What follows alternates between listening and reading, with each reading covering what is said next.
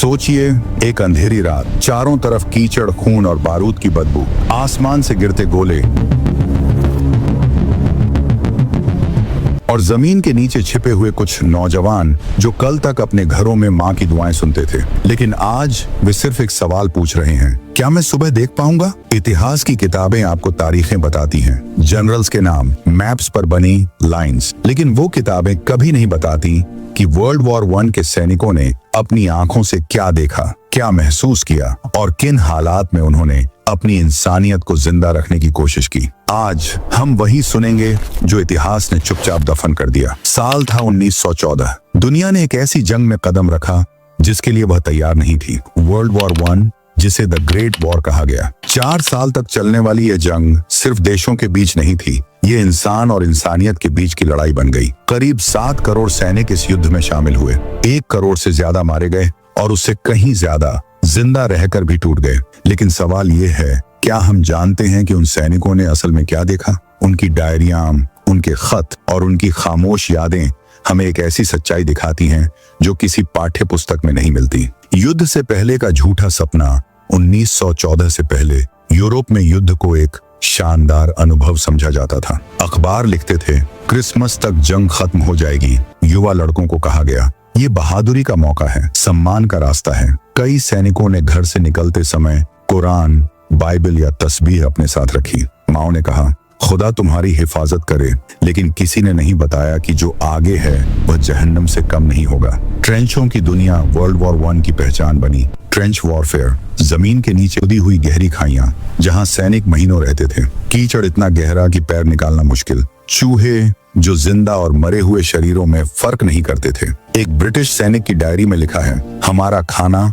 हमारी नींद, हमारी सांसें, सब कुछ कीचड़ में डूबा हुआ है। बीमारियां फैलती थीं, टाइफस, गैंग्रीन, ट्रेंच फुट। कई सैनिक बिना गोली लगे अपनी टांगें खो बैठे। ये जंग सिर्फ दुश्मन से नहीं थी, ये जंग हालात से थी। पहली बार देखी गई मौत। अधिकतर सैनिक पहली बार युद्ध में मौत देख रहे थे। गोले गिरते और पूरा इलाका गायब हो जाता। एक जर्मन सैनिक लिखता है, जब पहला गोला गिरा मुझे लगा आसमान फट गया। मेरे पास खड़ा दोस्त अगले पल नहीं था। इतिहास कहता है ये कैजुअल्टी था, लेकिन सैनिक जानते थे ये किसी की पूरी जिंदगी थी, किसी का भाई, किसी का बेटा। इस्लाम कहता है एक इंसान की जान पूरी मानवता के बराबर है, लेकिन यहाँ जाने गिनती बन गई थी। गैस, एक खामोश कत्ल। 1915 में युद्ध ने एक नया चेहरा दिखाया। पॉइजन गैस, सबसे पहले क्लोरीन गैस, फिर मस्टर्ड गैस। ये गोलियों की तरह आवाज नहीं करती थी, ये चुपचाप आती थी। सैनिकों की आंखें जलने लगती, फेफड़े भर जाते, सांस लेना मौत बन जाता। एक फ्रांसीसी सैनिक लिखता है,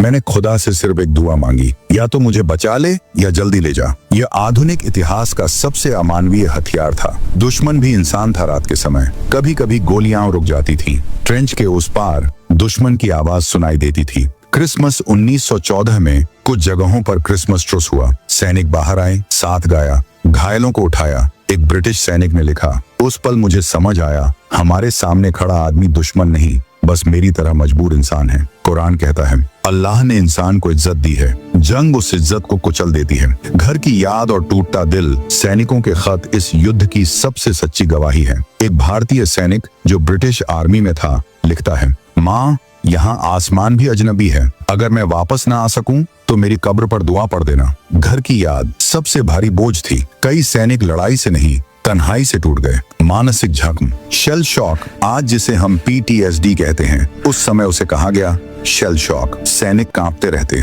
बिना आवाज के चिल्लाते, नींद में रोते। उन्हें कमजोर कहा गया, लेकिन असल में वे ज्यादा देख चुके थे।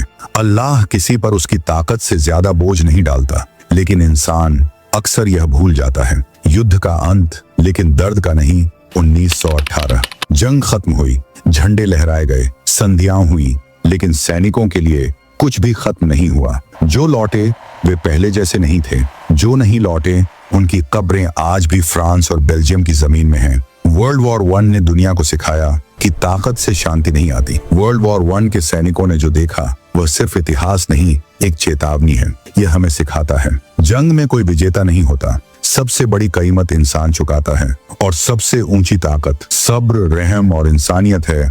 आज की दुनिया में जब फिर नफरत बढ़ रही है, हमें उन सैनिकों को याद रखना चाहिए जिन्होंने यह सब सहा। अल्लाह हमें अकल, अमन और इंसाफ का रास्ता दिखाए। आमीन।